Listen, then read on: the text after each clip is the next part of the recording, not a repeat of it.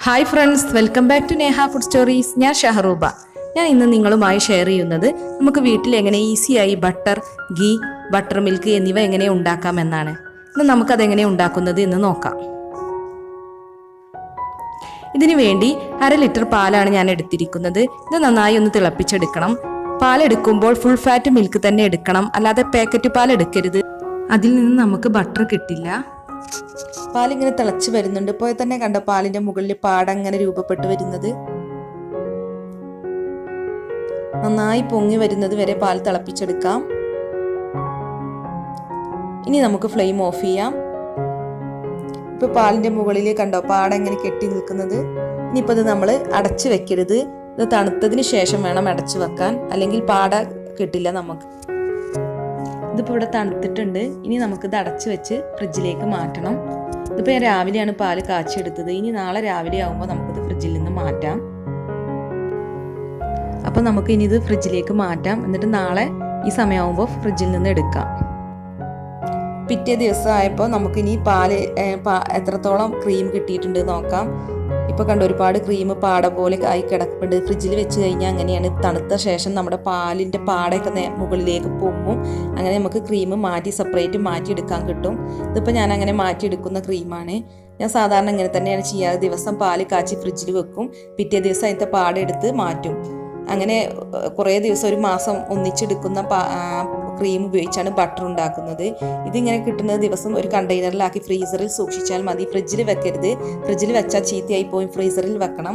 ഇതിപ്പോൾ എനിക്കിങ്ങനെ കിട്ടിയ ഒരു മാസം ഞാൻ എടുത്തു വെച്ചിട്ടുള്ള ക്രീമാണ്.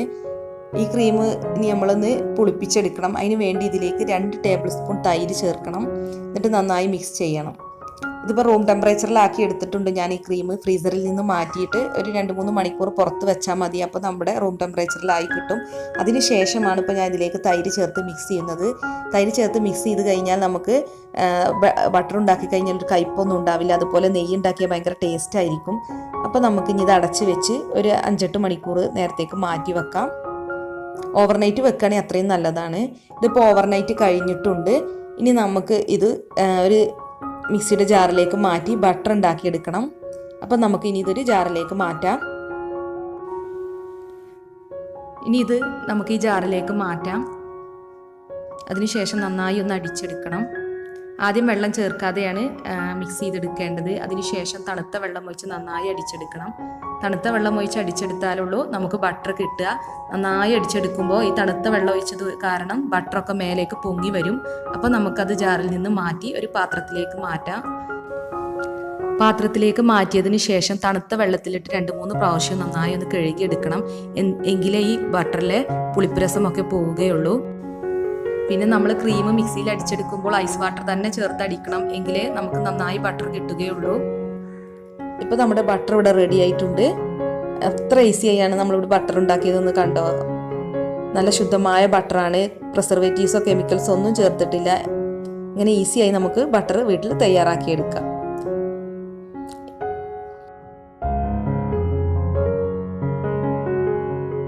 ഇനി എങ്ങനെയാണ് ബട്ടർ മിൽക്ക് ഉണ്ടാക്കുന്നത് എന്ന് നോക്കാം. നമ്മൾ ബട്ടർ എടുത്തിട്ട് ബാക്കിയുള്ള മിൽക്കാണിത്. ഇതാണ് ബട്ടർ മിൽക്ക് എന്ന് പറയുന്നത്. നമ്മൾ തൈര് ചേർത്തത് കാരണം അതിനൊരു പുളി ഉണ്ടാവും. ഇനിയിപ്പോൾ അത് അരിച്ചെടുത്ത് ഒരു ജഗ്ഗിലോ ബൗളിലോ ഒക്കെ മാറ്റി പുറത്ത് വെച്ചാൽ മതി. ഫ്രിഡ്ജിൽ വെക്കരുത്. അപ്പോൾ ഇത് പിറ്റേ ദിവസം ആകുമ്പോഴേക്കും നല്ല പുളി ഉണ്ടാവും. ഇനിയിപ്പോൾ പുളി അധികമാണെന്നുണ്ടെങ്കിൽ കുറച്ച് വെള്ളം ചേർത്താൽ മതി. അപ്പോൾ നമ്മുടെ നല്ല ശുദ്ധമായ ബട്ടർ മിൽക്കും റെഡിയായി. ഇനി നമ്മൾ നേരത്തെ ഉണ്ടാക്കിയെടുത്തിട്ടുള്ള വെണ്ണ ഉപയോഗിച്ച് എങ്ങനെയാണ് നെയ്യ് ഉണ്ടാക്കുന്നത് എന്ന് നോക്കാം. അതിനു വേണ്ടി ഈ വെണ്ണ ഒരു പാനിലേക്ക് ഇട്ട് കൊടുക്കാം. ഇനി ഈ വെണ്ണയൊന്ന് ഉരുക്കിയെടുക്കണം. വെണ്ണ ഉരുകുന്നത് വരെ ഹൈ ഫ്ലെയിമിൽ ഇട്ട് കൊടുക്കാം. നന്നായി ഇളക്കി കൊടുക്കണം, അല്ലെങ്കിൽ അടിയിൽ പിടിക്കാൻ സാധ്യതയുണ്ട്. വെണ്ണ ഉരുകി കഴിഞ്ഞാൽ നമുക്ക് മീഡിയം ഫ്ലെയിമിലേക്ക് മാറ്റണം. ഇവിടെ ഇപ്പം വെണ്ണ നന്നായി ഉരുകി വന്നിട്ടുണ്ട്. ഇനി ഇത് ലോ ഫ്ലെയിമിലേക്ക് മാറ്റണം. എന്നിട്ട് ഇടയ്ക്കിടയ്ക്ക് ഇളക്കിക്കൊണ്ടിരിക്കണം. കുറച്ച് സമയം എടുക്കും നമുക്കിത് നെയ്യാക്കി മാറ്റാൻ. ഇതിപ്പോൾ നന്നായി കലങ്ങി വന്നിട്ടുണ്ട്. ഇനി ഇതിൽ നെയ്യ് തെളിഞ്ഞ് വന്ന് ഇതിലെ അഴുക്കൊക്കെ അടിയിൽ കിടന്ന് നന്നായി ഒന്ന് ബ്രൗൺ നിറമാകുന്നത് വരെ നമ്മൾ ഇളക്കിക്കൊണ്ടിരിക്കണം. അതിനുശേഷമാണ് നമ്മുടെ നെയ്യ് ഇവിടെ റെഡിയായി വരിക.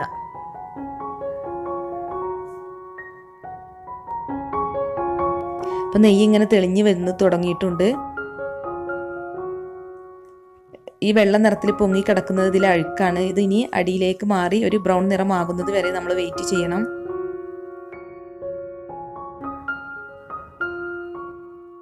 ഇപ്പോൾ നമ്മുടെ നെയ്യ് ഇവിടെ നന്നായി തെളിഞ്ഞു വന്നിട്ടുണ്ട്. അഴുക്കൊക്കെ അടിയിൽ ബ്രൗൺ നിറമായി കിടപ്പുണ്ട്.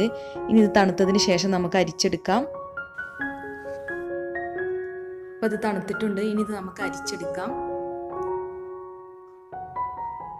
ഒരു സ്ട്രെയിനർ വെച്ച് അരിച്ചെടുക്കാം. നല്ല തെളിഞ്ഞ നെയ്യാണ്, നല്ലൊരു സ്മെല്ലാണ് ഈ നെയ്യിന്. ഇതിപ്പോൾ വലിയ സ്ട്രെയിനറിൽ അരിച്ചത് കാരണം അതിൽ തരികളുണ്ട്. ഇനി ചെറിയൊരു സ്ട്രെയിനർ വെച്ച് നമുക്ക് ഒന്നും കൂടി ഒന്ന് അരിച്ചെടുക്കാം. അപ്പോൾ നമ്മുടെ നെയ്യ് നല്ല ക്ലിയർ ആയി കിട്ടും. അപ്പോൾ നമ്മുടെ ശുദ്ധമായ നെയ്യ്, ഹോം മെയ്ഡ് നെയ്യ് ഇവിടെ റെഡി ആയിട്ടുണ്ട്.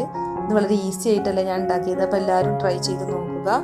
ഈ വീഡിയോ ഒക്കെ ഇഷ്ടമായെങ്കിൽ ലൈക്ക് ചെയ്യണം, ഷെയർ ചെയ്യണം. എൻ്റെ ചാനൽ സബ്സ്ക്രൈബ് ചെയ്യാത്തവരുണ്ടെങ്കിൽ സബ്സ്ക്രൈബ് ചെയ്യണം. Thanks for watching my channel.